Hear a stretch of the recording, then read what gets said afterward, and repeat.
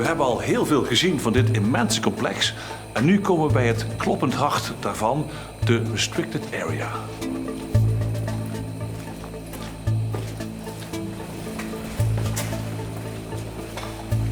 To the left.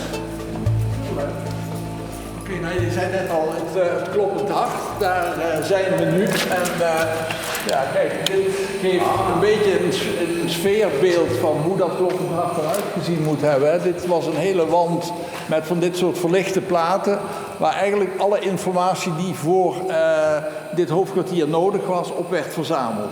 Dan moet je je voorstellen dat in dat zwarte gangetje achter die schermen, daar liepen mannen die de informatie daarop moesten aanbrengen. En een leuke anekdote is dat die mannen, die moesten natuurlijk in spiegelschrift kunnen schrijven, want anders kun je dit hier aan deze kant niet lezen. Want aan die kant daarboven, daar zaten de mensen die de beslissingen moesten nemen. Ja. Dus dit was het kloppend hart. Hier werden de beslissingen genomen, hier kwam alle informatie samen. En je kunt eigenlijk zeggen, hier gebeurde het in de tijd van de Koude Oorlog. En we dachten dat het verleden tijd zou zijn, maar ja, de geschiedenis die herhaalt zich. Hè? Ja, tegenwoordig zitten we in een vergelijkbare situatie. En mensen die ons hier bezoeken, die stellen ook vaker de vraag van, ja, god, zou dit weer gebruikt kunnen worden? Hè?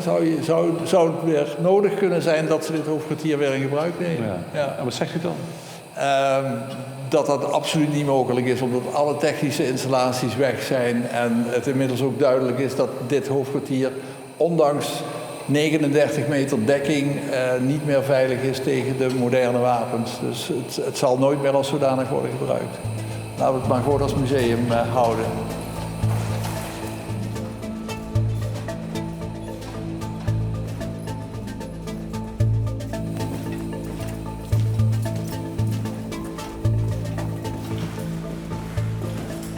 Nou ja, we zijn de grens niet overgegaan, maar we zijn wel in Brugge.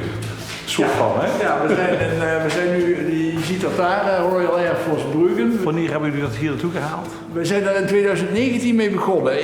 In Bruggen de Britten zijn daar weg, hè, dus daar wordt alles afgebroken en dat hele terrein, een gigantisch terrein overigens, dat wordt ingericht tot industrieterrein.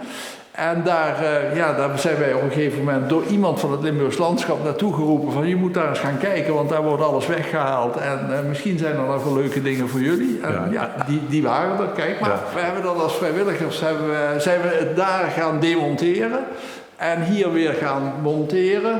Hoe groot is die groep? Hoeveel mensen zijn dat? Een man of 15. Klussers en rondleiders. Ja. En het is belangrijk om ook de geschiedenis gewoon levendig te houden, hè? Ja, dat is iets wat wij heel belangrijk vinden, wat ook het Limburgs landschap heel belangrijk vinden om de geschiedenis van deze locatie levend te houden. En ik moet zeggen, wij zijn als vrijwilligers daar heel blij mee, want we hebben heel veel vrijheid gekregen om hier aan de slag te gaan. En dat heeft gewerkt, zoals je op deze plek bijvoorbeeld kunt zien. Ja, het houden van de straat af, of eigenlijk meer het houden de grond in, hè? Ja, het houden ons onder de grond, ja klopt.